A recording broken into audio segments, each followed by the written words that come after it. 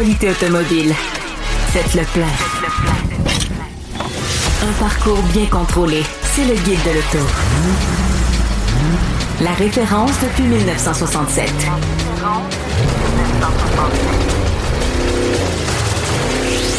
Le Guide de l'auto. Bonjour tout le monde, bienvenue au Guide de l'auto en compagnie de mes deux comparses Louis-Philippe Dubé, Hugues Gonneau. Bonjour. Salut. On va parler de Tesla qui a le vent dans les voiles en ce moment. On va parler évidemment du nouveau Chevrolet Silverado. Ça a fait jaser. Même si c'est des fois tabou de parler de pick-up à moteur V8, on va en parler pareil. T'es allé conduire la nouvelle génération du BMW X5. On va revenir là-dessus. Et Hugues, tu vas nous parler de la Buick Riviera. Un nom qu'on aimerait voir renaître chez Buick. On verra si ça se peut. Avant toute chose, je veux prendre le temps de vous inviter à un événement automobile qui a lieu le jour de la Saint-Jean-Baptiste à Saint-Jean-sur-Richelieu. Ça se passe dans le stationnement du Canadian Tire de Saint-Jean-sur-Richelieu qui forcément sera fermé ce jour-là. Alors, il y a de la place. C'est un rassemblement de voitures anciennes, sauf que la particularité, c'est que moi et mon équipe serons présents pour faire tirer une voiture qu'on a restaurée avec notre équipe pour l'émission Rouler au suivant qui va être diffusée un peu plus tard cet été. La voiture en question, c'est une Chrysler Daytona Shelby Z de 1988. Alors, elle a été restaurée en collaboration avec le Centre de formation professionnelle de Verdun, en collaboration avec CarStar Canada. François Bonneville, mon ami qui s'occupe de l'esthétique automobile, a mis aussi la main à la pâte. Alors, il y a eu beaucoup de travail de fait sur cette voiture-là. Et c'est pas compliqué. Tout le monde a la chance de gagner. Suffit de se présenter sur place, de poser sa candidature en vidéo. Notre équipe vidéo va être sur place. Nous, à la fin de la journée, on décide qui nous a vendu sa salade le plus efficacement et on remet les clés de la voiture vers 16h le 24 juin prochain. Alors, avis à tous, si vous avez envie de vous déplacer là-bas, ça va être un bel événement en espérant que Dame Nature coopère. C'est rain or shine, comme on dit en bon français. Alors, l'invitation est lancée. On parle de Tesla maintenant, les gars, parce que depuis environ 2 semaines, la quantité de fois qu'on se fait interpeller par LCN, TVA Nouvelles pour commenter sur l'arrivée des voitures chinoises, c'est sur toutes les tribunes. Et puis, on a de sujets que BYD, Chery, les voitures chinoises, ça effraie tout le monde. Est-ce qu'elles sont pas chères? Est-ce qu'elles sont supérieures, voilà. etc., bon. etc.? Là, on peut remettre les pendules à l'heure. Là. C'est pas demain, la veille, que vous allez voir des BYD circuler sur nos routes. Ça va arriver, effectivement, dans la prochaine année ou environ. Ou vous en croisez une fois de temps en temps en voiture taxi, les vieux BYD.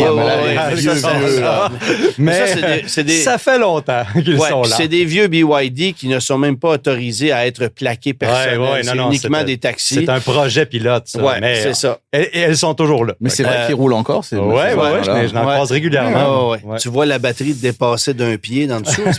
mais tout ça pour dire que les Chery, les BYD, les Xpeng qui vont peut-être être vendus chez nous dans la prochaine année ou pas, il y a tout un processus là. On sait que les compagnies ont été fondées, on sait qu'ils ont des maisons mères qui sont présentes, qu'on commence à parler avec certains journalistes. Bon, ça va. Mais de là à dire qu'on a un réseau de concessionnaires établi et qu'on vend des voitures, il y a plusieurs étapes avant d'arriver là. Et pendant ce temps-là, qui profite de la situation? C'est Tesla. Tesla qui, évidemment, a compris qu'il y avait une pièce à faire. On produit désormais la Model 3 dont on avait cessé la production pour le marché canadien temporairement pendant presque 1 an, en fait. On produit désormais la Model 3 en Chine pour le marché canadien. Le modèle de base propulsé est vendu à 39 500 $ ou à peu près, en incluant le 2 000 $ de subvention provinciale. Et c'est 10 000 $ de plus si vous voulez avoir 100 km d'autonomie supplémentaire, 2 moteurs, donc 4 roues motrices et plus de puissance. Fait que grosso modo, ça ressemble à peu près à ça. On en livre grosso modo 100 par jour au Québec depuis 1 mois et demi. Et si la tendance se maintient, faites le calcul, c'est 500 voitures par semaine qui sont livrées à travers les 6 points de vente au Québec. Fois 26 semaines, ben ça fait énormément de voitures. Tu sais, c'est sur les 40, la proportion sur les 49 000 véhicules alloués avec un tarif préférentiel pour 2026, ça va être en grande partie. Oui, puis dites-vous que là, des Tesla. Là. Puis là, c'est ce qui s'en vient. Tu sais.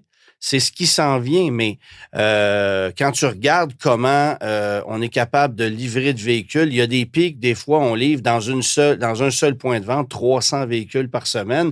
J'ai fait le calcul avec quelqu'un qui travaille du côté de chez Tesla, dont je tairai le nom, parce que je vous rappelle que Tesla n'a pas le droit de parler aux journalistes.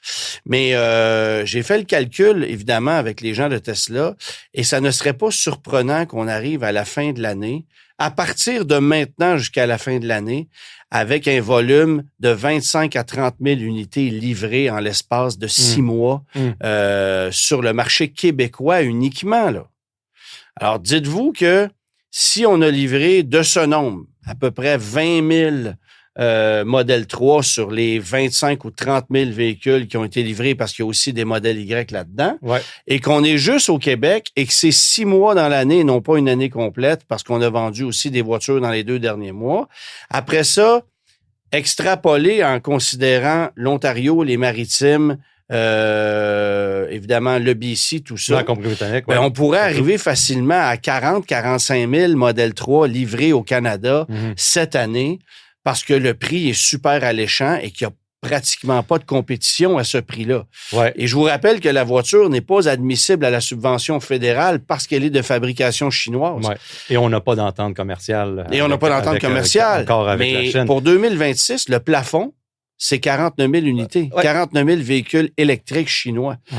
Donc, l'essentiel de tout ce qui va se vendre au Canada en 2026 en termes de véhicules électriques de fabrication chinoise, ça va se faire chez Tesla. Il y aura quelques Polestar.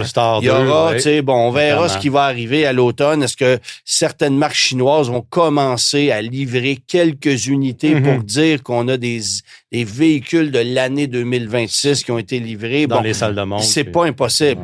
Mais la très, très grande majorité de ce qui va se vendre au Québec, au Canada, ce sont des Tesla. Et pour être honnête, il n'y a pas grand-chose pour rivaliser avec ça. Ben, puis en plus, c'est bien pour les propriétaires parce qu'on se rappelle que les Tesla assemblés en Chine avaient été notamment mieux assemblés là, dans les dernières années quand on les comparait. Que celles qui étaient faites aux États-Unis. Là, on le rappelle, tous les experts, même on s'était entretenu avec les gens chez Ingenex, tout ça qui démontrent carrément là, les Tesla au complet. Et puis, ces véhicules-là étaient extrêmement bien assemblés. Donc, ce sont des véhicules que leurs propriétaires vont faire une bonne affaire, là, d'après moi. Là. Ben, puis tu pourras pas avoir ça à moins cher. Ben non, c'est ça. C'est une bonne affaire. Là. Faites le calcul, là, c'est le prix d'une Civic hybride adéquatement équipée. C'est le prix d'une Jetta bien équipée. C'est le pont, tu sais, on est rendu là, avec une voiture qui performe bien, dans laquelle vous mettez pas d'essence. Après ça, il y a des allégeances politiques. Je suis d'accord avec ça. Il y a des gens qui n'achèteront jamais de Tesla pour X ou Y raison. Et il y a des gens qui ne veulent pas passer au 100% électrique. Et c'est parfait. Mais en ce moment, tu te cherches une voiture électrique efficace avec une bonne autonomie qui consomme peu et que le prix est raisonnable. Regardez ça comme vous voudrez, là, une Tesla Model 3 au prix de détail suggéré du manufacturier, c'est moins cher qu'une Fiat 500. Une Fiat 500, c'est 39 995. La Tesla est à peu près à ce prix-là, en fait, avant les frais de transport. Dites-vous que c'est nez à nez. On s'entend-tu qu'il y en a une qui est un peu plus efficace? Plus spacieuse. Là, après ça, oui, mais laquelle? Après ça, Fiat vient mettre des rabais sur ses voitures. OK, c'est correct. Mais c'est vous dire à quel point cette voiture-là est compétitive. Il y a la Kia EV4 aussi à petite autonomie qui se vend ce prix-là. Mais les gens vont adhérer bien plus à la proposition de Tesla, c'est clair. Ouais. Donc, tu sais, c'est pour ça que là, on parle de voitures chinoises, on parle de toutes les craintes qu'on a. Pensez d'abord à Tesla. Là. 2027 sera une autre année et là, on verra comment la compétition va s'installer. Si vous voulez voir qu'est-ce que les Chinois peuvent faire dans ces marques-là, on va pouvoir attendre à 2027. Puis là, la compétition va être un petit peu plus là. Puis, tu sais, en ce moment, si tu veux une Tesla Model 3, tu as à peu près 2 mois d'attente de livraison. Là. Ça peut être 6 à 8 semaines d'attente, des fois un peu plus, tout dépendant de ce que tu as. ce que tu as choisi. Ça a déjà été moins long. Dépendant si le bateau est sur le point de partir ou pas. C'est bon. Mais faut aussi considérer qu'il y a encore une subvention provinciale de 2000 $ qui s'applique sur cette auto-là. Ce qui veut dire que si vous voulez en bénéficier, ben, faudrait se dépêcher un peu parce qu'il se peut que si vous commandez votre Model 3 en novembre, ben, vous l'échappiez puis qu'on vous la livre juste en janvier, février, puis à ce moment-là, la subvention ne s'appliquera pas. À moins il se peut que le gouvernement change d'idée. Puis il se peut que les quotas soient atteints en fin d'année. C'est 49 000, on n'a pas dit quand. Oui, exactement. Il se peut que les quotas soient atteints avant la fin de l'année. C'est pas fou ce que tu dis là aussi. Écoute, si Tesla a réussi à vendre 49 000 Model 3 en l'espace de 8 mois... C'est 49 000 tout court, comme tu l'as dit. Il y aura quelques Polestar. Il va y avoir 2 électres, à peu près. Donc, c'est vrai. Ça va être à peu près ça.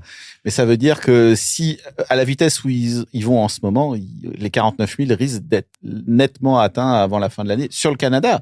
Oui, puis sur le Canada. Puis, tu sais, ça m'amène à parler d'un point auquel on n'a peut-être pas pensé, mais moi, je suis un constructeur automobile comme Mazda, par exemple, ou comme BMW. Et j'ai des voitures de fabrication chinoise que j'aimerais vendre au Canada. Mais si je sais que j'ai une compétition qui s'appelle Tesla, puis qu'on vient inonder le marché avec une quantité d'unités incroyable, il me reste quoi à moi pour vendre mes autos? Tu sais, si Mini veut finalement amener des Mini électriques sur le marché canadien, que ce soit des Countryman ou que ce soit des Cooper, ben encore faut-il qu'on ait de la place dans le règlement pour pouvoir les livrer, même si c'est 3000 voitures, même si c'est 2000 voitures. Si on craint de ne pas être capable de les vendre parce que les marques chinoises et Tesla viennent envahir le marché avec des offres qui sont beaucoup plus alléchantes. Ouais. Il faut qu'ils fassent des offres alléchantes. Ben, est-ce que je vais déployer des efforts surhumains pour amener une voiture ici? C'est la question de l'œuf et de la poule, mais je te dirais, encore une fois, ils ont des réseaux établis, puis faire venir des Mini, même s'ils en vendent 1000, 2000, ça fait toujours rouler les concessions avec des coûts de marketing et d'introduction qui sont quand même raisonnables. Mais donc, après ça... Il y a toujours moyen de moyenner. Et puis, tu l'as dit, le 49 000, c'est pour cette année, l'année prochaine. Après... Oui, c'est ça. C'est très élastique, lousse, beaucoup de points d'interrogation. Parce que pour le moment, on prévoit une augmentation de 6,5 % annuelle dans la déclaration du gouvernement, mais tout peut changer aussi là, à partir de maintenant. Ça revient à ce que je disais la semaine passée. Quand on a dévoilé le plafond de véhicules qui devait être à 100% en 2035 à 80%. On l'a réduit à 80% en 2035. Bravo la CAQ. Très, très belle initiative. 6 mois en retard de tout le monde. Mais on n'en a rien à foutre de ce que vous dites pour 2035. Ce qui importe, c'est là. Parce que, petite nouvelle pour vous, en 2035, ça se peut que vous soyez plus là. Puis ça se peut qu'il y ait 2 puis 3 gouvernements qui aient passé depuis et que tout le monde change d'idée puis décide d'aller dans une direction plutôt qu'une autre. Alors, l'industrie automobile n'en a rien à faire de 2035. L'industrie automobile veut savoir ce qui se passe demain matin, en 2026, en 2027. Et vous avez statué sur 2027, 2028 avec des chiffres à 30 puis à 44 %, si ma mémoire est bonne, ou c'est 37,5 %, 44 % puis 51 en 2030. Et même ça se pourrait que ça change. Mais 2026, le règlement, en fait, on ne l'a pas dévoilé. Le vrai chiffre, c'est 26 %, alors que le plan initial était à 32,5 %. Et comme on a des crédits d'accumuler depuis 2024, parce qu'on a vendu plus de véhicules électriques que ce qu'on pensait, ben le vrai objectif, c'est autour de 20-21 % pour 2026 au Québec. Et ça, on va l'atteindre ou à peu près. Donc, c'est moins une crainte pour les concessionnaires. Et ça, c'est une nouvelle qu'on attendait. Sans compter le fait qu'il y a des demi-crédits maintenant qui viennent s'appliquer pour des voitures hybrides non rechargeables. Ça aussi, c'est important. Mais tout ça pour dire que, tu sais, on a beau extrapoler sur ce qui va se passer dans le futur, il va avoir constamment de l'ajustement dans les règles. On va nous amener des détails qu'on ne connaissait pas avant. Et les Chinois, c'est sûr qu'ils sont en train de poser 1000 questions. Ah oui. Parce que le jour où ils vont rentrer ici, ils vont être préparés. Ah oui. Et puis, il va y avoir les ententes commerciales externes avec d'autres industries, la Chine, etc. C'est juste un maillon dans la chaîne. Sauf qu'en attendant, c'est Tesla qui en profite. Et voilà. Mais ça c'était un peu prévisible. Je pense que c'est l'ampleur de la façon dont ils en profitent qui est vraiment la nouvelle. Je suis pas d'accord parce que oui, c'était prévisible que Tesla ramène la Model 3 de fabrication chinoise, mais est-ce que tu aurais prévu qu'on la vende en bas de 40 000 $, par exemple? Non, mais on se doutait que ça allait quand même marcher. Oui. C'est pas ça la surprise, c'est le volume qui est surprenant. C'est ça que je dis. Puis ils sont capables de livrer. Voilà. Les gens achetaient déjà des Tesla avant, là, fait que ici, donc c'est pas comme les constructeurs chinois. Là. Parlons pick-up maintenant. Bon. Pour ceux qui ne le savent pas, puis c'est correct, là, je suis propriétaire d'un Chevrolet Silverado d'actuelle génération. Alors, j'attendais avec impatience le dévoilement officiel de cette nouvelle génération. Ma première réaction, OK. Parce que tout ce qu'on a fait, les gens le réalisent peut-être pas, là, mais tout ce qu'on a fait, c'est de prendre la cabine du camion HD et l'appliquer sur un modèle de la série 1500. Après ça, on a redessiné le faciès et la caisse. Ça ressemble beaucoup. Et ça va être différent chez Chevrolet que chez GMC. Mais la cabine, on l'avait déjà. C'est celle du modèle HD. Et la planche de bord à l'intérieur, c'est évolutif. Moi, je me serais attendu à un changement plus radical, plus audacieux que ça. C'est pas laid. Ça fait vieillir la compétition un peu. On amène des couleurs qui sont plus vivantes, là, comme le vert. Je pense qu'on va mettre beaucoup d'emphase sur les versions Trail Boss, Custom, etc. Je sais que la version LT perd la nomenclature LT. On va l'appeler tout simplement Silverado. Fait que c'est un peu particulier.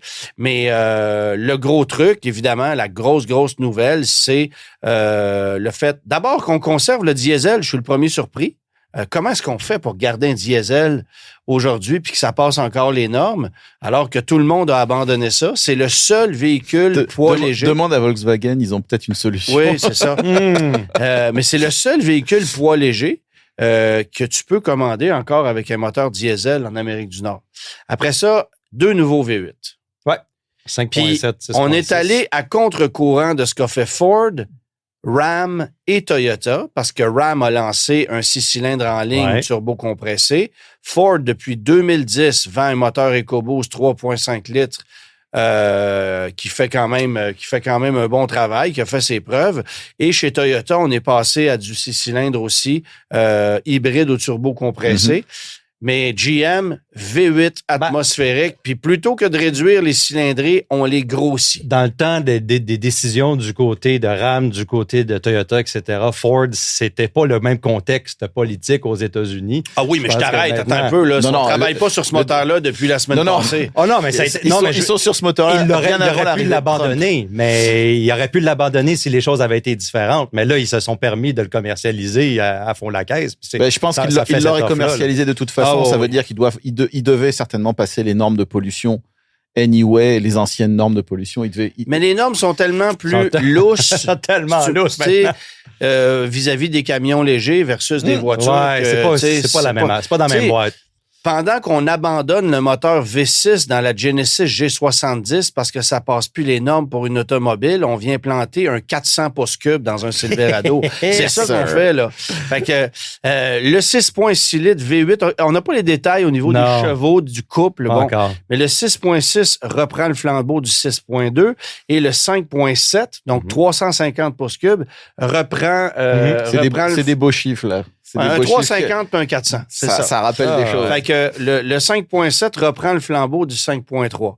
5.3 qui a été un bon moteur pour GM. 6.2, peut-être un peu moins. Selon les années. Des petits bobos. Ça. Mais ça va être des moteurs qui vont être notamment assemblés aussi à St. Catharines là, depuis l'annonce du retooling puis des investissements. Également à Flint puis à Buffalo, mais il va y avoir une petite partie qui va être assemblée ici. Donc. Et ce qui est assez... Bon, évidemment, au Québec, on va payer une taxe à la cylindrée qui est un petit peu plus élevée. Mais évidemment, dans les communiqués, il n'y a pas été question de consommation de carburant. Il n'y a pas été question d'amélioration de rendement énergétique. Non. On n'a dévoilé aucune motorisation hybride, pas de V6 non plus. On garde le 4 cylindres Turbo Max qui consomme plus que le V6 2.7 de Ford. Alors, tu sais, je trouve que de prime abord, le camion est évolutif. Je pense qu'on va amener des équipements qui vont plaire à la clientèle. Bon, l'écran pour le passager, on n'en a rien à foutre. Là. Tout le monde a un iPhone. Je sais pas pourquoi on s'obstine avec ça. Mais du reste, tu sais, il y a quand même des trucs qui sont intéressants côté aménagement, côté espace de cabine, technologie embarquée. Aussi. Bon, des équipements hors route avec le ZR2, etc. On met beaucoup l'emphase là-dessus, tu sais, puis on nous parle du système Super Cruise que tu vas pouvoir utiliser avec une remorque à l'arrière. Hey, pour vrai, là. Moi, là, j'ai un pick-up, puis j'ai une remorque en arrière. Je vais-tu mettre ça sur le 10 000 livres en arrière du truck. J'avoue que 10 000 livres qui swing en arrière du truck. C'est très malaisant. Très malaisant. C'est correct, là, mais comment c'est... Je trouve qu'on a fait le travail, puis je veux pas dire à moitié, parce que j'ai quand même très hâte de le conduire, de voir comment ça a évolué, tout ça. Mais il manque un élément là-dedans. Soit un V6 hybride. Il manque une mécanique pour abaisser la cote de consommation d'essence moyenne. Elle est peut-être en train d'être développée. C'est juste que là, on commercialise ceux-là. Ça nous coûte pas cher de faire ça en ce moment. On peut les laisser sur le marché nord-américain, ces V8-là. On sera pas tapé sur les doigts. Puis la réponse Puis de là, GM. ils peuvent développer ce moteur-là. Là, ils ont du temps. Comme ça fait longtemps qu'ils développent les V8 qui sont là. C'est juste là, ils ont du temps. Là, ils n'ont pas besoin de le mettre puis de dealer avec tous les maudits problèmes avec ce moteur-là. Effectivement, même s'il est déjà prêt, il n'y a pas d'urgence à le lancer. Non, parce que la réponse de GM à cette question-là, ça va être, ben oui, mais on a un beau camion électrique à vous offrir. Hey! Anyway. Il est là. Oui, vous pouvez le regarder. Exactement. C'est ça. Parlez-en à nos amis, là, Joanie et Raphaël, qui sont venus ici. Qui vivent encore un cauchemar avec le camion qui est finalement revenu au Québec, mais c'est loin d'être réglé avec General Motors. Là. Ouais. Alors, à suivre. Mais ce camion-là, grosso modo, devrait arriver vers la fin de l'été. On devrait le conduire quelque part au mois d'août. Et puis, évidemment, attendez-vous à ce que d'ici un mois ou deux, on dévoile un GMC qui risque d'y ressembler un peu. Je pense que oui. D'après moi, ça va être ça. Ouais. Et puis, pour votre gouverne, Chevrolet et GMC, en 2025, talonnaient très sérieusement Ford au niveau des ventes. Évidemment, on ne divise pas les chiffres de vente par version, par configuration. Oui, par marque, oui, là. Ouais. Mais on ne divise pas, par exemple... la série F, elle est complètement F, ça comprend les 250, 350, 450. Tandis que chez GM, je pense que c'est différent. Ben, c'est Silverado, Sierra, mais les HD sont inclus là-dedans. Ouais, okay. Sauf que chez GM, on arrête à 3500. Ouais. Chez Ford, on se rend à des F650. Puis c'est considéré là-dedans. Et chez GM, on compte séparément les modèles électriques, évidemment, qui ne sont pas des vrais Silverado. Là, c'est pas le même véhicule. Ouais, du tout. Alors que chez Ford, les Lightning sont intégrés dans le chiffre. Alors, quand tu additionnes tout ça, ben, tu te rends compte qu'au Canada, GM talonne Ford très sérieusement. Ford domine le marché au Canada depuis toujours, là, mais GM est vraiment pas loin derrière.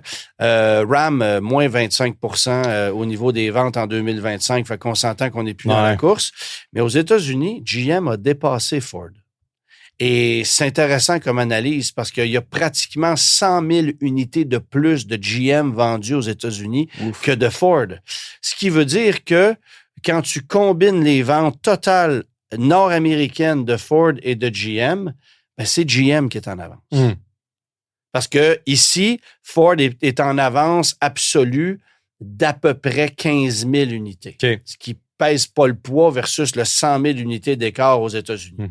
Ils en vendent aussi du côté du Mexique. Je n'ai pas pris le temps d'analyser les chiffres du Mexique, mais c'est dire à quel point la compétition est forte. Et là, avec la venue d'une nouvelle génération chez GM, on pourrait donc s'attendre, parce qu'il n'y aura pas un nouveau F-150 en 27, à ce que GM dépasse les ventes de Ford. Ça serait pas surprenant, à moins qu'on ne soit pas capable de livrer. Ça, c'est une autre question. Mais on verra ce qu'il y en est. En attendant, petite nouvelle sur le Nissan Kicks.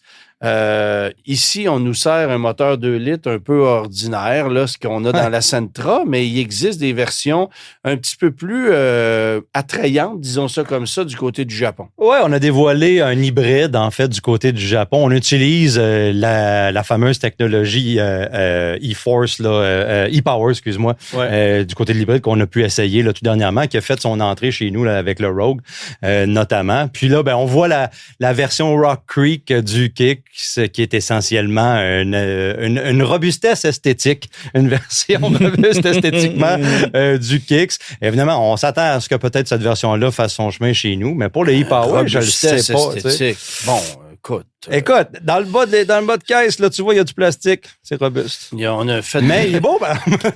Cache ta joie, s'il te plaît. Là. Cache-caille. Merci pour cet excellent témoignage. Bon, maintenant, ça, c'est une bonne nouvelle. Yes! Audi A6 Allroad, ça revient chez nous sur le marché nord-américain pour l'année modèle 2028. On se demandait si ça se pouvait parce que les modèles destinés au marché européen n'ont que des mécaniques diesel. On vient de te dire que ça se peut pas chez nous. Mais ce qu'on nous a confirmé, c'est qu'on aurait un V6 surcompressé là, pour la version nord-américaine. Et qu'est-ce qu'elle est belle! Ah, tellement belle. On l'appelait la Allroad tout court, ce véhicule-là. Là, puis ça faisait fureur parce que justement, on n'avait pas autant d'utilitaires dans ce temps-là, le début des années 2000. Là, il n'y avait pas autant d'engouement pour les utilitaires. Fait que tu avais ce véhicule-là avec une suspension ajustable, avec une garde au sol élevée, beaucoup de place dans le coffre. C'était super intéressant.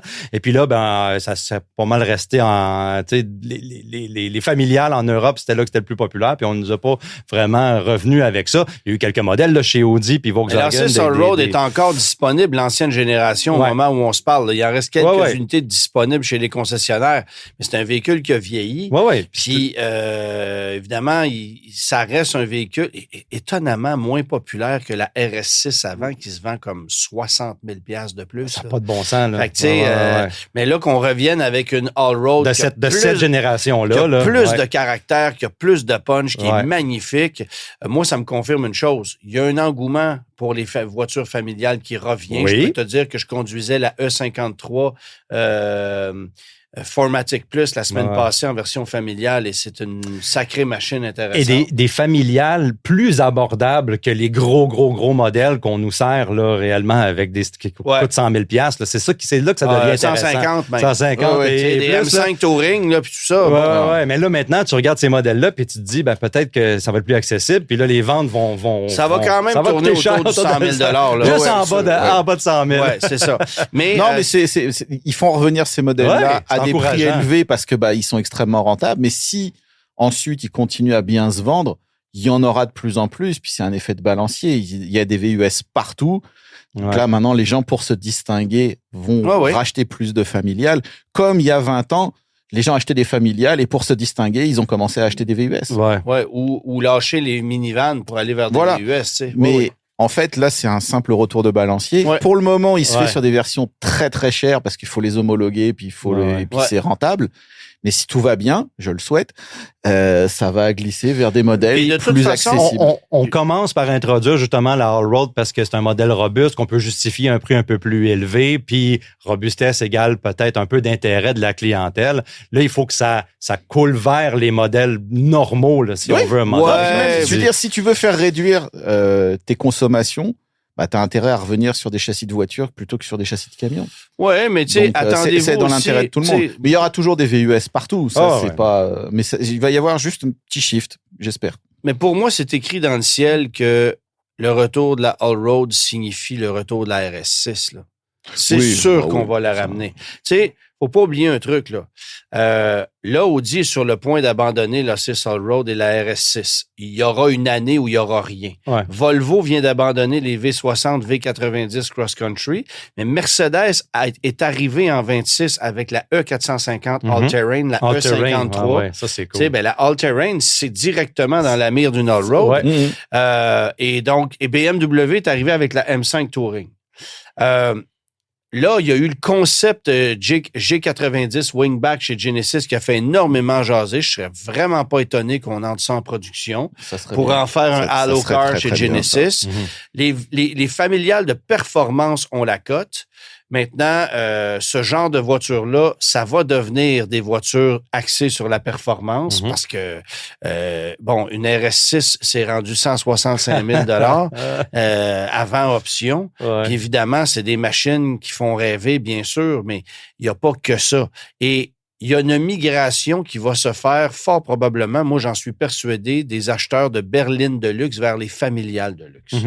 La RS6 se vendait plus que la RS7 en passant. Puis la M5 Touring se vend plus que la M5 berline. Ouais. Donc, il y a des amateurs de ce genre de produits-là de plus en plus ici en Amérique du Nord. Puis c'est sûr qu'avec une voiture comme ça, tu te démarques un peu, comme disait Hugues, face au Audi RS Q8, puis BMW X5M, puis ce genre de machine-là. Tu sais, puis d'un point de vue sportivité, c'est quand même plus cohérent. Là. Et ça se justifie. C'est comme un meilleur compromis aussi. Tu sais, ça justifie. Tu dis, je vais avoir une voiture qui est très sportive, mais je veux pas trop compromettre sur le volume de chargement. Le volume de chargement, mais je veux pas d'utilitaire parce que c'est un utilitaire. J'en vois pas de compromis, moi. C'est ça. J'en vois pas de compromis. Tu sais, OK, c'est pas une Porsche 911 à conduire, mais sérieusement, dans le contexte où on vit, c'est une voiture. C'est une berline avec de la place. C'est absolument idéal là, comme machine. Tu veux nous parler de Maserati? Oui, il y a eu un dévoilement. Est-ce que c'est la relance de la marque Maserati? Je suis convaincu que Maserati et relance, je suis pas sûr que ça aille bien à la ensemble, réunion des concessionnaires, le pitch qu'on a fait, c'était ça, c'est We're back, baby. Là, comme, on a pris le pitch de RAM, dans le fond, puis on l'a mis chez Maserati. Mais essentiellement, c'est les 3 modèles qu'on a présentés, Grécal, Gran Turismo, puis Gran Cabrio, pardon. Puis on voit là qu'il y a quelques petites modifications au fascia à l'avant, cosmétiques. On a rajouté un modèle de base là, du côté du Grécalé avec le moteur, pas le moteur 4 cylindres parce que ça c'est disparu, mais le V6 biturbo, 385 chevaux. Ça fait comme une option d'entrée de gamme, en gros guillemets. Gran Turismo, Gran Cabrio, c'est essentiellement, on adopte la même esthétique à l'avant, puis des modifications à l'intérieur, mais il y a une augmentation de puissance sur le modèle Trofeo à 582 chevaux.